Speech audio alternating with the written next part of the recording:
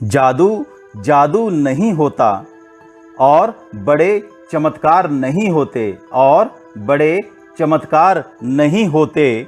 कोशिशें और आत्मविश्वास अगर नहीं होता तो नित नए आविष्कार नहीं होते, आविष्कार नहीं होते। हेलो यंग माइंड्स, आज चाहे सड़कों पर सफ़र करने के लिए एक से बढ़कर एक लाजवाब कार हो या शानदार बाइक हो या फिर कोई और वाहन, पर थोड़ी दूरी के सफ़र के लिए साइकिल से अच्छा कोई और विकल्प साधन हो ऐसा लगता तो नहीं है। वास्तव में साइकिल चलाने में जो आनंद और खुशी दोनों मिलते हैं वो किसी और सड़क पर चलने वाले वाहन में नहीं, बशर्ते साइकिल चलाने वाला स्वस्थ हो, भला चंगा हो और साइकिल चलाने में इंटरेस्टेड हो, और एक बात, उसके पास अपनी खुद की एक ठीक ठाक साइकिल हो। तो फिर चलिए लगे हाथ साइकिल के शानदार व अनोखे इतिहास पर एक हल्की सी नज़र डाल लेते हैं। साइकिल का आविष्कार किसने किया? असली साइकिल का निर्माता कौन था? ये बताना थोड़ा मुश्किल है, लेकिन साइकिल से जुड़ी कुछ धारणाएं ज़रूर हैं। ऐसा माना जाता है कि शुरुआत से ही साइकिल 2 पहिए वाली नहीं हुआ करती थी, बल्कि लगभग सन 1418 में इटली के इंजीनियर जियोवानी फोंटाना ने इसे 4 पहिए वाला बनाया था। फिर लगभग 400 सालों तक किसी ने उसके कॉन्सेप्ट के ऊपर कोई खास ध्यान नहीं दिया। साल 1813 में कार्ल फ्रेयर वॉन ड्रेस ने साइकिल बनाने का काम शुरू किया और सन 1817 में ड्रेस ने 4 पहिया साइकिल को 2 पहिए में सफलतापूर्वक बदल दिया। यूरोप में लोग उसे हॉबी हॉर्स के नाम से जाना करते थे। यह आविष्कार उस समय काफ़ी लोकप्रिय तो हुआ, पर इस साइकिल में अभी भी बहुत सी कमियां थी। सबसे बड़ी समस्या तो ये थी कि इस साइकिल को पैरों से धक्का लगाना पड़ता था। ये काम बहुत ही थका देने वाला होता था। इस थका देने वाली मेहनत को ख़त्म करने के लिए सन 1839 में स्कॉटलैंड के एक लोहार कर्कपैट्रिक मैकमिलन ने साइकिल में पैडल का आविष्कार किया। अब साइकिल को पहले की तरह से चलाने के लिए धक्के लगाने की ज़रूरत नहीं थी। कर्कपैट्रिक मैकमिलन ने पहियों में मजबूती के लिए लोहे का प्रयोग किया था। स्टीयरिंग के साथ साथ साइकिल में बहुत सी और चीज़ें भी लगा दी थी। इससे साइकिल का वजन करीब 26 किलो के आसपास हो गया। वक्त के साथ साइकिल में एक के बाद एक नए प्रयोग व सुधार होते गए। सन 1870 आते आते साइकिल पूरी तरह से लोहे के फ्रेम की बन चुकी थी।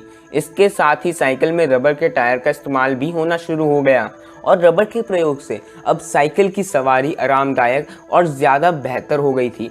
सन 1870 से लेकर 1880 तक के समय की साइकिलों को पेनी फार्थिंग कहा जाता था। इसका आगे का पहिया बहुत बड़ा होता था और दूसरा पीछे का पहिया छोटा होता था। इस तरह की साइकिलों ने बहुत से लोगों का ध्यान अपनी ओर आकर्षित किया।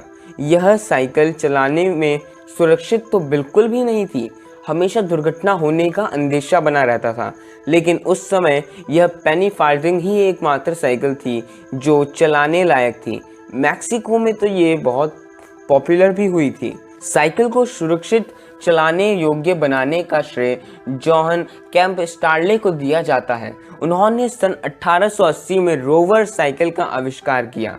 इस साइकिल की खासियत ये थी कि इसमें पैडल आगे के पहिए से नहीं बल्कि पीछे के पहिए से जुड़े हुए थे और सुरक्षा के हिसाब से भी उस समय की पहली सेफ्टी बाईसाइकिल थी। इस सेफ्टी साइकिल के बाद साइकिल के विकास में काफ़ी तेज़ी आई। 1920 के दशक में बच्चों के लिए साइकिलों को बनाना शुरू कर दिया गया। धीरे धीरे साइकिल चलाना इतना लोकप्रिय हो गया कि 1960 के दशक में साइकिलों का प्रयोग रेसिंग के लिए किया जाने लगा। समय के साथ साथ व ज़माने की ज़रूरत के हिसाब से साइकिलों में लगातार कई बदलाव होते रहे और आज भी बदलाव जारी हैं। एक समय साइकिल के आविष्कार ने दुनिया भर में अपनी उपयोगिता से अधिकांश लोगों को एक जगह से दूसरी जगह आने जाने में, सामान को लाने ले जाने में बहुत सुगमता प्रदान की और साथ ही कई तरह से आर्थिक लाभ भी पहुंचाया। भारत में भी साइकिल के पहियों ने आर्थिक तरक्की में अहम भूमिका निभाई। सन 1947 में आज़ादी के बाद अगले कई दशकों तक देश में साइकिल यातायात व्यवस्था का अनिवार्य हिस्सा रही। खास तौर पर सन 1960 से लेकर सन 1990 तक भारत में ज़्यादातर परिवारों के पास साइकिल थी। यह पर्सनल यातायात का सबसे शानदार, जानदार, सस्ता और अच्छा साधन था। ज़्यादातर गांव के किसान अपनी नकदी फसल, सब्जी, फल इत्यादि साइकिल से ही सब्जी मंडी व साप्ताहिक बाजारों में बेचने के लिए ले जाते थे। दूध की सप्लाई गांव से ले जाकर पास के कस्बों व शहरों में साइकिल के जरिए से करा करते थे। भारतीय डाक विभाग का तो पूरा डाक वितरण का तंत्र ही साइकिल से चलता था। पोस्टमैन साइकिल से गांव-गांव, घर-घर चिट्ठियां पहुंचाते थे। सरकारी हो या फिर निजी कारखानों में मजदूर कर्मचारी, स्कूल कॉलेज में अध्यापक व दफ्तर के कर्मचारी अधिकांश साइकिल से आना जाना करते थे। आज पैडल से चलने वाली साइकिल से लेकर लड़के लड़कियों के हिसाब से अलग अलग तरह की साइकिल, गियर वाली साइकिल, डिजिटल तकनीक की सहायता से बनी कार्बन फ्रेम वाली cycle, electronic cycle, battery operated cycle, folding cycle इत्यादि उपलब्ध हैं।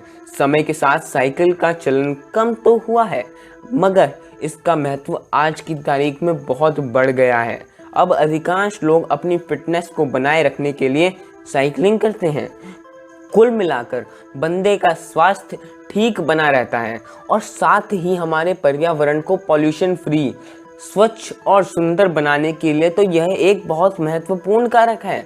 हमारे स्वास्थ्य और पर्यावरण के लिए साइकिल इतनी महत्वपूर्ण है। इसी बात को ध्यान में रखते हुए दुनिया भर में 3 जून को हर साल वर्ल्ड साइकिल डे, विश्व साइकिल दिवस मनाया जाता है। आखिर में हम तो यही कहेंगे, अपने अच्छे स्वास्थ्य व स्वच्छ और सुंदर पर्यावरण के लिए सप्ताह में कम से कम 3 दिन आधे आधे घंटे साइकिल चलाने के कारण बहाने अवश्य ढूंढिए और साइकिल ज़रूर चलाइए। Thanks for watching. Please like and subscribe.